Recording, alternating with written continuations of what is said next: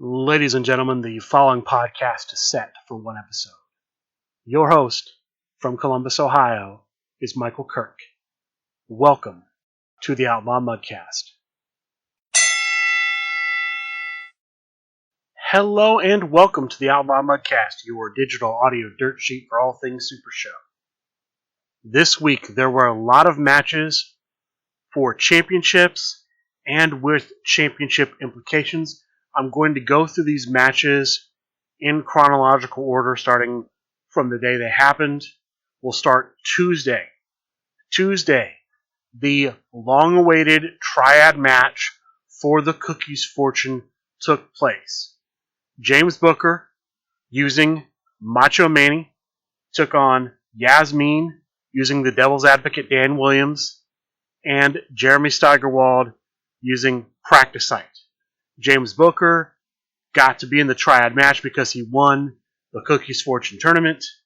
Yasmin won the World Heavyweight Championship tournament at Gen Con. And Jeremy Steigerwald won the World Heavyweight Championship tournament at Origins. They face off in a standard triad match. The match goes all the way to crowd meter 3. In the end, James Booker with Macho Manny wins. He's now the holder of the Cookie's Fortune. The Cookie's Fortune in the past has been used by the holder to cash in one time for any championship of their choosing. It may be a little different in the use this time. Not everything has been cleared up about that. Steve Resk did say on the last episode of Talk of the Universe, from what I remember, that the Cookie's Fortune, when it's cashed in this time, will have an effect on hand size. I'm not sure what that's going to be. That hasn't been fleshed out all the way. But there's going to be at least that change to the Cookie's Fortune. As far as any other potential changes to the Cookie's Fortune, we'll just have to wait and see. But once again, James Booker, the current holder of the Cookie's Fortune. Wednesday, there were 2 matches for championships. The first took place before Talk of the Universe. It was a match for the Trios Championship. The champion, Lucky Cat Nico, with Shovel Club, the challenger, the corrugated cardboard villain, Kylan Booker, using the first triumvirate. This match only went to crowd meter 0. The winner, new champion, Kylan Booker, the corrugated cardboard villain. Congratulations to him. Congratulations to James Booker, if I forgot to say that. After Talk of the Universe, Wednesday night, the World Heavyweight Championship was on the line. Kirk Polka, the champion, with Chloe Mai. The challenger, a Nealon to be announced at the time of the match, ended up being the Trash Man, Neil Nealon, who used his own competitor, the Trash Man, in a no disqualification match that went all the way to crowd meter 4. The former Midwest Coast champion gave Kirk Polka a run for his money, but in the end, Kirk Polka retains. He's still the LFF World Heavyweight Champion. The final match with championship implications from this week, Friday, there was a contender match. The current triad champion is Jacob Maynard. He has one of 2 contenders named Stu Rainey. This triad match was to determine who the other contender would be in the triad match for the triad championship. We saw Michael Nichols using the original version of Brian Cage versus Dan McGinn using the Devil's Advocate Dan Williams versus JVD using Various. This was a long match that went to crowd meter 2. In the end, Michael Nichols wins. He, along with Stu Rainey, will be the 2 challengers facing Jacob Maynard for the LFF Triad Championship. Date and time to be named later. Speaking of date and time to be named later, the general manager for the LFF Hardcore Championship, Loudmouth Leo Larynx, announced when the next match for that belt would take place. Monday, January 17th, we will see the champion, Jeff McPeak, with Pretty Boy Snow, put the belt on the line against the challenger, Kylan Booker, using Big Daddy Booker, the competitor made in tribute to his father. This match will be a Psycho Steel Chain match, meaning that it will be conducted using both the Psycho Circus stipulation and the Steel Chain stipulation. I believe this is the first time there's ever been a championship match with a blended stipulation like this. Going from memory, in a Psycho Circus match, at the start of the match, you search your deck for 3 cards and then put those 3 cards on top of your deck. Basically, you set your own starting hand, and then starting at crowd meter 1, the crowd meter is considered to be +2 for your card effects. So at crowd meter 1, card effects that are live at crowd meter 3 are live at crowd meter 2. Card effects that are live at crowd meter 4 are live, so on and so forth. In a steel chain match, at the start of the match, each player searches their deck for a steel chain card, adds that to their hand. During the match, when one player draws 2 or more cards, the other player draws 2 cards. When one player buries 2 or more cards, the other player buries 2 cards. I'm assuming the way these will work, at the start of the match, you'll do your search for the steel chain card first, get that, then you'll do your search for the 3 cards that you essentially put into your starting hand. While I think you could do it the other way, it doesn't make any sense to basically set your top 3 cards and then go get your steel chain card, which would then erase everything you just did. So I'm assuming you get the steel chain first, then you stack your hand. Again, that match will take place Monday night, January 17th, after 7:42 p.m. So could be 8, could be 8:30, we'll just have to see. We know it will be no earlier than 7:42 p.m. That's it for championship news. Let's talk about the CCC. The first match of the first round of the 2021 CCC is in the books. The winner of the match, JAC. I'm very happy that this character that I've been stewarding has won. It's going to be about 12 weeks until round 2 starts, but I'm looking forward to that. I would like to have given you the vote totals for this match. I have reached out and requested the vote totals at this point. There has been no response. I don't have the vote totals yet. Hopefully I will get those in the future. I will report them if I can get them. But outside of just saying to all the competitors in match 1, you were all great competitors. It was a great challenge facing all of you. You all did very well in the promos and posts that you put up. I'm going to go ahead and move on to match number 2. Match number 2 will go live next Wednesday, January 12th, 10 p.m. Eastern Time, and run for 2 days, ending January 14th, 10 p.m. Eastern Time.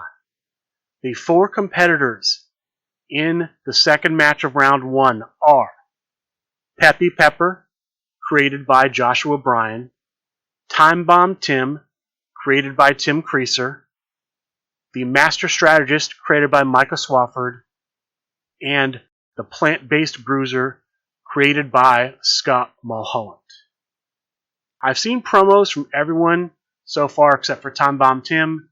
I'm looking forward to seeing what else they do between now and the time the match goes live. Again, like the previous match, you can vote once per hour.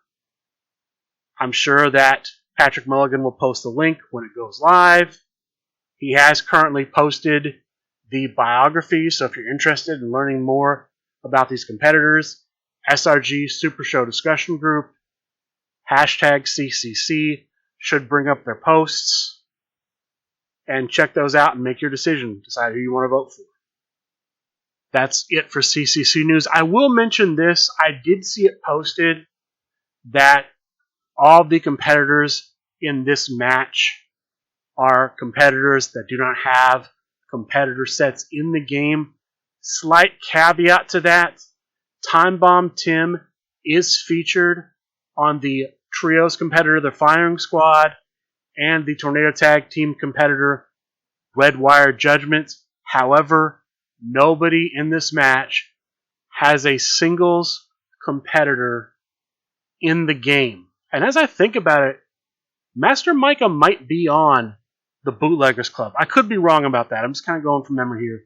But nobody has a singles competitor in the game in this match. Just wanted to get that out there, make that clear, because I did see that posted, and I want to set the record straight.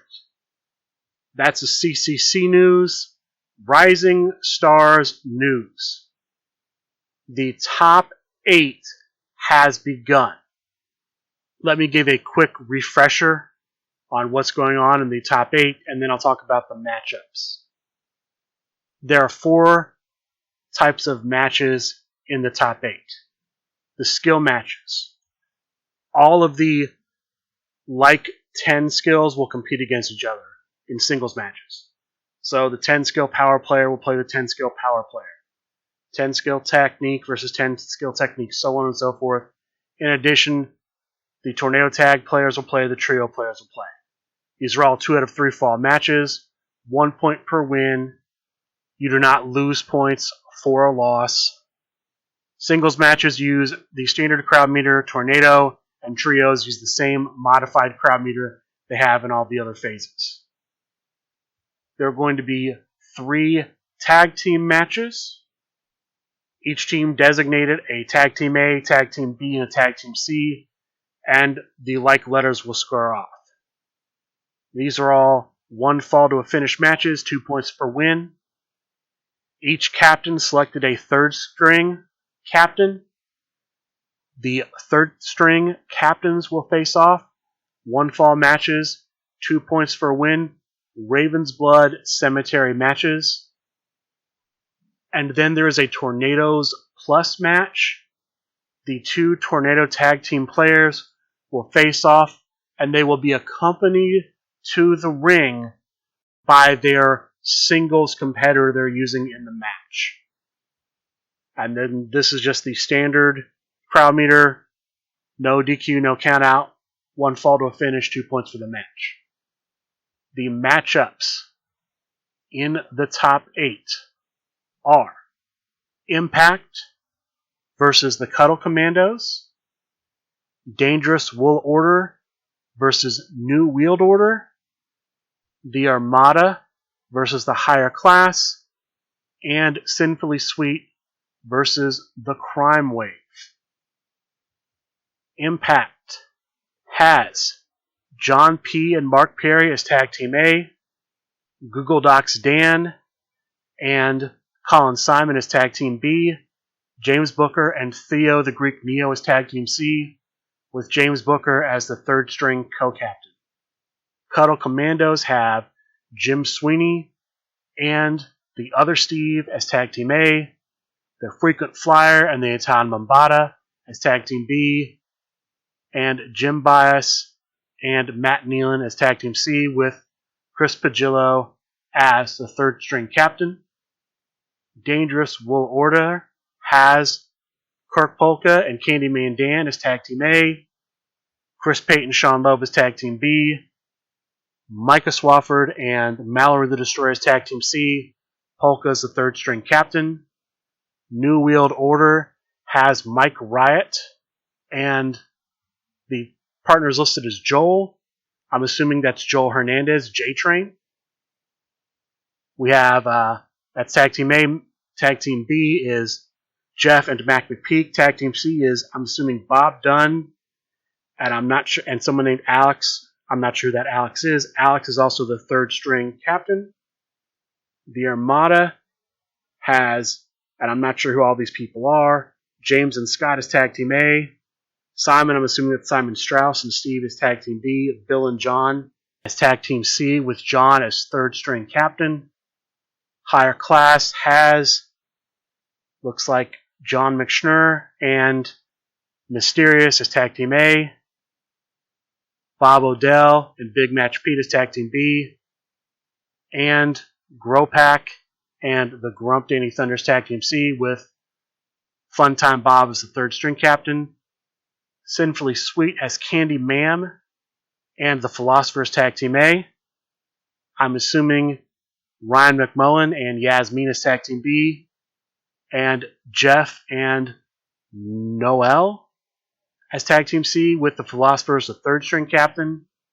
The Crime Wave has Brian Schmidt, and I'm not sure who Myers is, but Myers as Tag Team A. Smith and the BOSS as Tag Team B, and Mike Dippy and Paul Trejo as Tag Team C with Steve Resk as the third string captain. Those are the matchups in the top 8 of Faction Wars. The matches are due Friday, February 4th. They all have to be completed by February 4th, the day before the SRG Award Show.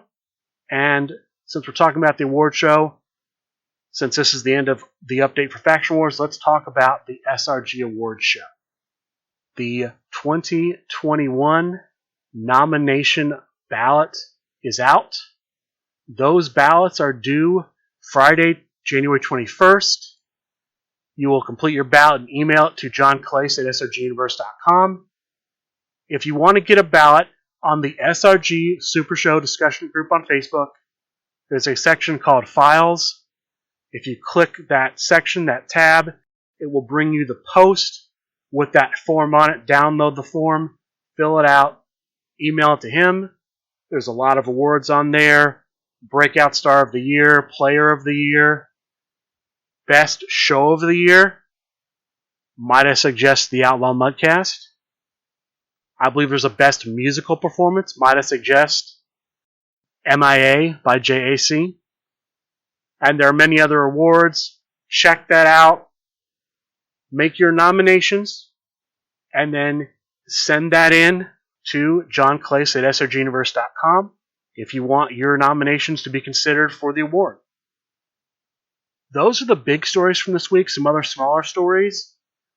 I'll start with the one I probably should have mentioned earlier. There was a defense of the LFF Tri-State Tag Team Championships. I don't know who the challengers were, but the champions, Candyman Dan and the Norsemen, retained at crowd meter 2. They apparently hit all of the finishes in the match, but they retained. There's been a new run of foils released, including a new foil-exclusive competitor, Ginny. These foils, including that competitor, are available in the new mystery boxes and payoff packs that are currently listed on the website under new items. I believe there's a 1 in 11 chance of pulling the exclusive foil competitor. There was also a full art deck put on sale Wednesday during Talk of the Universe, where essentially you could commission a card in the deck. There were, I believe, 6 skill cards, cards 1 through 27, and a competitor set available. As I'm recording this, all of that is sold out. Bob Dunn, I know, ended up purchasing the competitor and the majority of the cards in the set. He did make a post on the SRG Super Show discussion group on Facebook asking who would be interested in having their competitor be featured on one of the full art cards. I'm not sure if that thread is closed, but if you want to get your name out there as someone that could be featured on one of those cards, I'd find that post and post there. I'm sure he'll be alerted and check that out. But that's out there. As far as what other foils came out, there's a great list of the foil cards and competitors in this current wave on the srgpc.net website. Ant West does a weekly column recap of the universe where he recaps Talk of the Universe. He has that list on his post, so if you're interested in that list, check that out there.